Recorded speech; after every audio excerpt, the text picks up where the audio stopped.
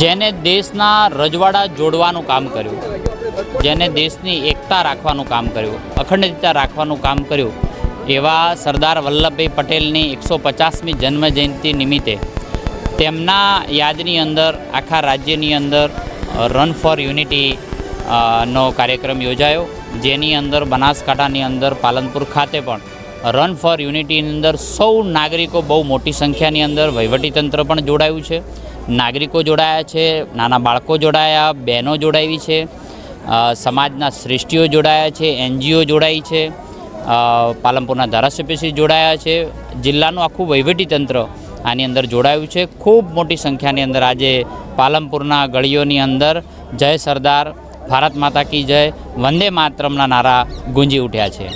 ધન્યવાદ।